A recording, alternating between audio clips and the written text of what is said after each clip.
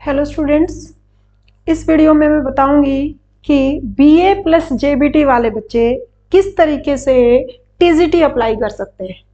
पहले ऐसा नहीं होता था। जिस भी बच्चे के पास जेबीटी थी वो बच्चा सिर्फ पीआरटी एचटेट अप्लाई करता था, और जिसने बीए कर रखी है और बीएड नहीं है तो वो टीजीटी अप्लाई नहीं कर सकता था। यानी कि टीजीटी के लिए बीएड का होना कंपलसरी था।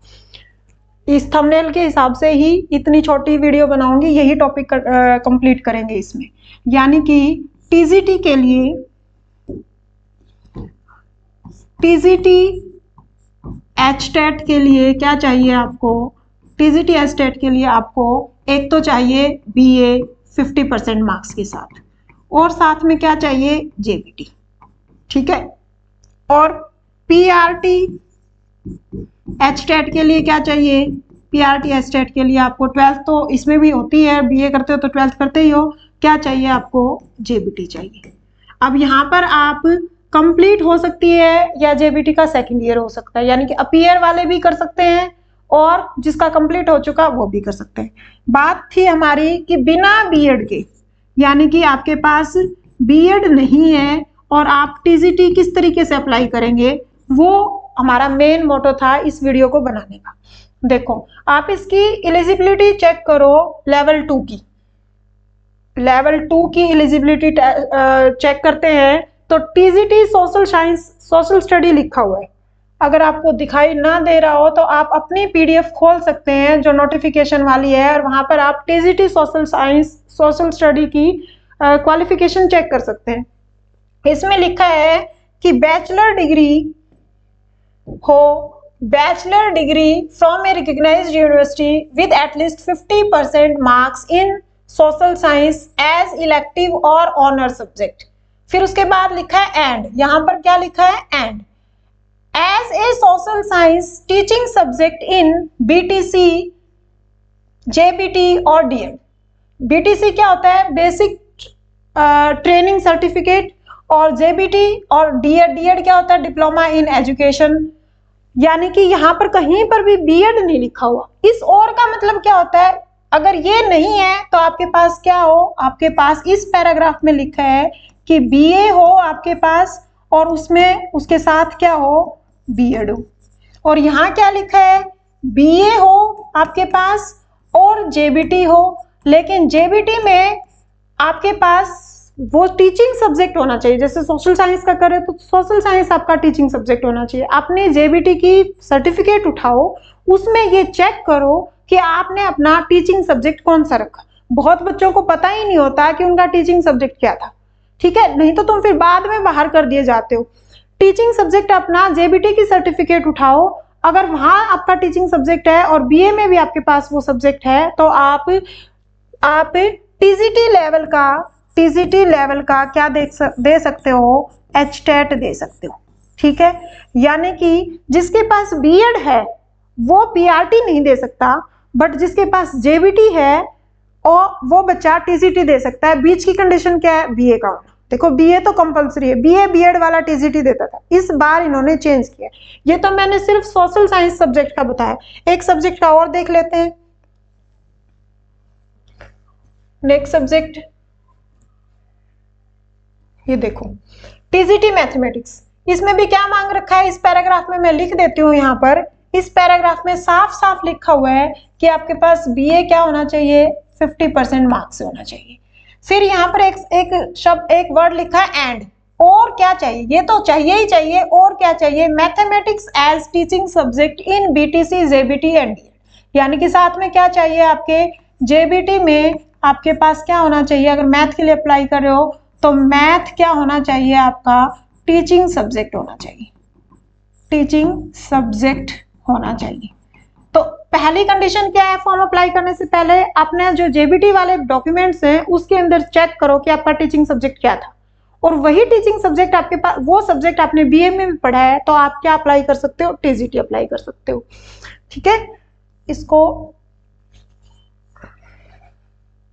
और कोई सब्जेक्ट के साथ में है अगर तो वो भी दिखा देती हूँ। अभी मैं और 2 ही स्क्रीनशॉट लेकर आई हूँ, और सब्जेक्ट का मैं लेकर नहीं आई हूँ। ये जो और वाली कंडीशन है, ये वाली यहाँ पर चाहिए आपको बीए और बीए। ऊपर वाला जो फर्स्ट पैराग्राफ है, टीजीटी सब्जेक्ट, हर एक सब्जेक्ट का बच्चा अपना इस फर्स्ट पैराग्राफ को देखे जिसके पास जेबीटी है, उसी सब्जेक्ट का वो टीजीटी अप्लाई कर सकता है, ठीक है। और पीआरटी वालों का पता ही है कि 12th होनी चाहिए और फिर आपके पास जेबीटी होनी चाहिए। वो पीआरटी अप्लाई पहले से 5वीं तक पढ़ाने वाला टीचर। टीजीटी कौन करता है? 6 to 8 वाला। उसके लिए बीएड कंपलसरी होता था, इस बार चेंज कर दिया, ठीक है। बाकी आपका कोई भी डाउट हो तो आप व्हाट्सएप ग्रुप में जुड़े, वहां पर अपना कोई भी डाउट पूछ सकते हो। फॉर्म अप्लाई स्टार्ट हो चुके हैं, कब से? 4 फॉर्म कब से अप्लाई स्टार्ट हो गए हैं? अप्लाई कर सकते हो आप 4/11/2024 से। 4/11/2000 कब तक कर सकते हो? 14/11/24 तक। यहाँ पर ये फीस दे रखी है। अब आप कोई भी 2 सब्जेक्ट चुनते हो तो आपकी जनरल वालों के लिए 1800 रुपये, तीनों जिसके पास एमए भी है, बीएड भी है, बीए भी है और जेबीटी भी है, यानी कि पीजीटी, मतलब आप तीनों फॉर्म अप्लाई कर रहे हो। लेवल 1 भी दे रहे हो, लेवल 2 भी दे रहे हो और लेवल 3 भी दे रहे हो। यानी कि आपके पास क्या क्या होना चाहिए इसमें? तो क्या होना चाहिए? जेबीटी। यहाँ क्या होना चाहिए आपके पास? या तो जेबीटी प्लस बीए हो या बीए प्लस क्या हो आपके पास? बीएड हो। और यहाँ पर क्या चाहिए आपको? MA plus BEd. अब जिस बच्चे के पास ये सब चीजें, वो तो तीनों अप्लाई करेगा। फीस कितनी है जनरल वालों के लिए? 2400 रुपये, ठीक है। कोई 2 अप्लाई करते हो तो 1800, कोई 1 अप्लाई करते हो तो 1000 रुपये, ठीक है। मोस्टली जो बच्चे जेबीटी करते हैं उसके बाद वो बीए कर लेते हैं, अगर वो बीए के फाइनल ईयर में है, जिसने जेबीटी करके बीए किया फाइनल ईयर में, वो भी अप्लाई कर सकता है। क्योंकि देखो वहां पर लिखा हुआ है टीजीटी वाले में अपीयर वाला नहीं कर सकता, लेकिन जहां पर एफएक्यूज दे रखी हैं वहां पर ये कंडीशन दे रखी है कि अपीयर वाला कर सकता है। वैसे तो फॉर्म भरोगे ना, फॉर्म में एक ऑप्शन और भी आया हुआ है कि टोटल मार्क्स पूछे हुए, जो अपीयर कर रहा है वो टोटल मार्क्स कैसे देगा? तो जितना हो चुका, आपके पास 2 सालों का टोटल बन रहा था, आप वहां पर 2 सालों का टोटल डाल देना। क्योंकि ये तो भिवानी बोर्ड वालों ने फॉर्म बनाते टाइम ही उन्होंने रजिस्ट्रेशन की स्पेलिंग में ही गलती कर रखी है, तो आगे भी गलतियां हो सकती हैं। बट आप इलिजिबल हो, फाइनल ईयर में हो तो टीजीटी, चाहे आप बीए करके जेबीटी के फाइनल ईयर में हो या जेबीटी करके बीए के फाइनल ईयर में हो, तब दोनों ही कंडीशन में आप टीजीटी के लिए इलिजिबल हो और अपना एचटेट क्लियर करो। दोनों के सिलेबस में भी थोड़ा सा डिफरेंस है, 90 मार्क्स का कॉमन रहता है। अब 60 मार्क्स का जो टीजीटी अप्लाई करते हैं उनका स्पेशल सब्जेक्ट से आता है, तो 20-30 नंबर भी उसमें ले लोगे तो आपको तो टोटल 90 ही तो लेने होते हैं ना जनरल वालों को।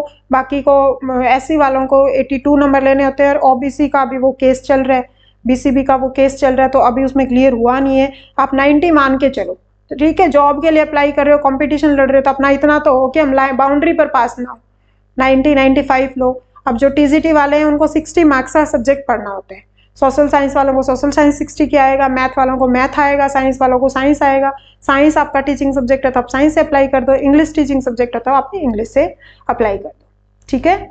आपको इस चैनल के ऊपर सारे सब्जेक्ट फ्री ऑफ कॉस्ट पढ़ाए जाएंगे, पीआरटी वालों को अभी तक, ठीक है। आगे फ्यूचर में देखेंगे ये टीजीटी वालों के लिए तो, लेकिन अभी पीआरटी वालों के लिए सारे सब्जेक्ट, चाहे वो हिंदी हो, इंग्लिश हो, क्योंकि आरओएच की वैकेंसी आने वाली है। हिंदी, इंग्लिश, पेडागोजी हो गया, मैथ हो गया, क्वांट हो गया, रीजनिंग हो गया, सीडीपी हो गया, सारे सब्जेक्ट आपको इस चैनल पर फ्री ऑफ कॉस्ट पढ़ाए जाएंगे। वीडियो पसंद आई हो तो आप इसको सब्सक्राइब कर सकते हैं। Thank you.